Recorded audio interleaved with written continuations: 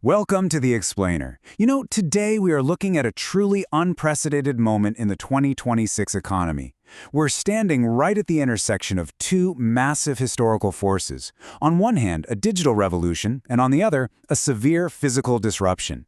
It's a complicated landscape for sure, but we're going to break down the latest economic models and supply chain data to figure out exactly where all of this is headed.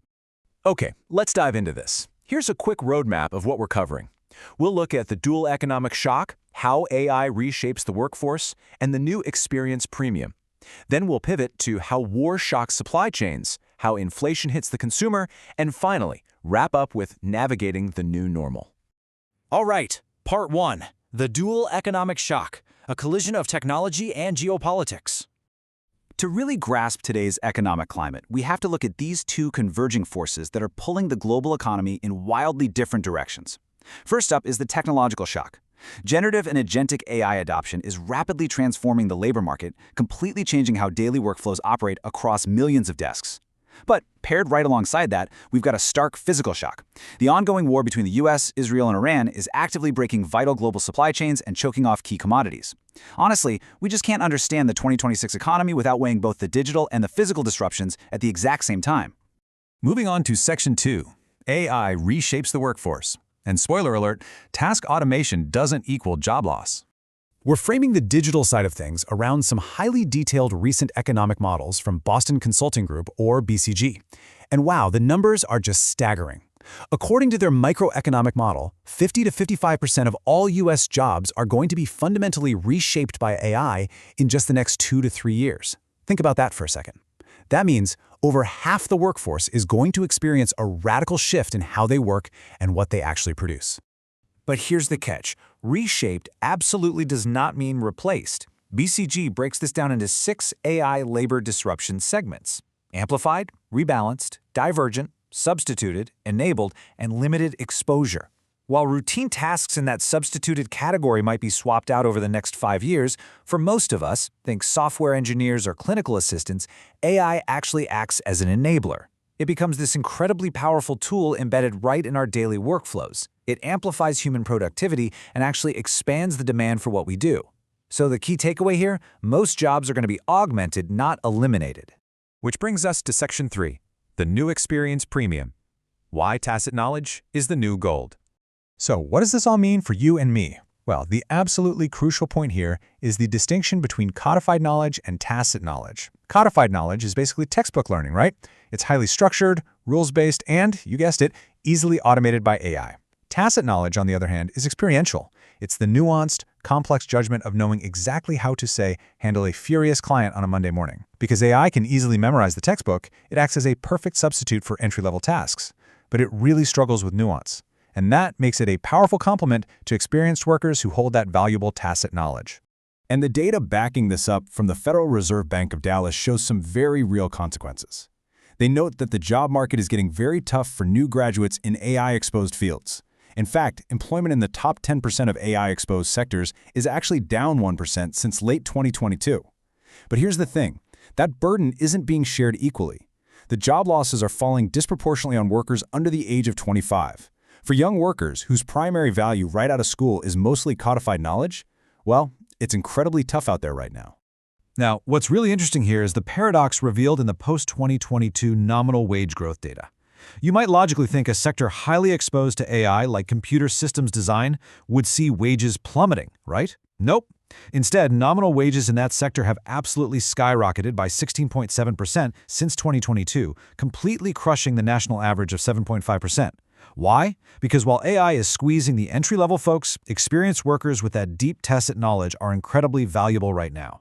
Companies are literally paying a massive premium just to retain them. Let's shift gears to Section 4, War Shocks Supply Chains. The physical disruption of the Iran war. Pivoting from the digital flow of data to the physical flow of goods, we're turning to analysis from the London School of Economics. Because while AI is reshaping our desks, war is reshaping our global trade routes. The immediate, massive impact of the military conflict involving the US, Israel, and Iran has pushed global oil prices well over $100 a barrel. But make no mistake, this is not just an energy crisis. It is a profound systemic supply chain shock. Let's trace how this builds into a cascading global breakdown, step by step. Step 1. Vital Gulf facilities and refineries are damaged in the conflict. Step 2. The Strait of Hormuz is essentially closed to shipping, severing a primary global artery. Step 3. This creates massive bottlenecks, and not just for energy, but for vital industrial inputs across the board. Which leads us to Step 4. The inevitable result is a sharp, painful spike in global prices for manufactured goods and food. It's basically a massive domino effect. The specific details here are honestly staggering. For example, damage to Qatar's Ras Laffan facility alone disrupts 20% of global liquefied natural gas, and even more critically, 30% of global helium. Now, who knew helium was for more than just party balloons, right?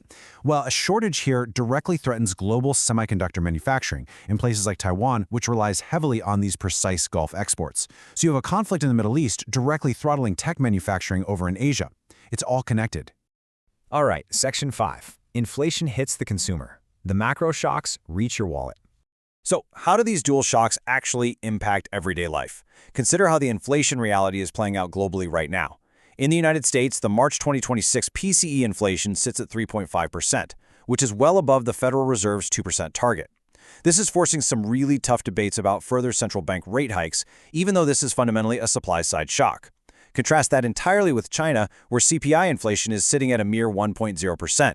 And that's largely because the Chinese government has stepped in to impose domestic fuel price caps, artificially buffering their consumers against all this global oil volatility. And this brings us to a concept that brilliantly illustrates the pain the average U.S. consumer is feeling right now: real disposable personal income, or DPI. This is basically your personal income minus taxes, adjusted for inflation. According to the Bureau of Economic Analysis, U.S. real DPI actually decreased by 0.07% in March. What that essentially means for you and me is that even if your paycheck looks a little bigger on paper, it's buying you fewer groceries at the store. The prices of everyday goods are currently outstripping any after-tax income growth. Unsurprisingly, consumer morale is taking a huge hit. The University of Michigan Surveys of Consumers reports that year-ahead inflation expectations just surged to 4.7%. That is the largest one-month increase we've seen since April 2025. Due to the gas price shock stemming directly from the Iran conflict, overall consumer sentiment has plunged to 49.8. That mirrors the deep pessimism we last saw back in June of 2022. People are definitely feeling the pinch.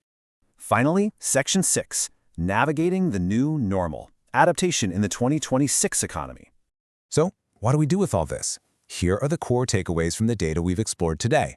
First, business leaders absolutely must radically restructure entry-level career ladders as AI takes over those basic tasks. Second, frequent, dynamic workforce upskilling is no longer just a nice-to-have, it's practically required to build the tacit knowledge that AI simply can't replace.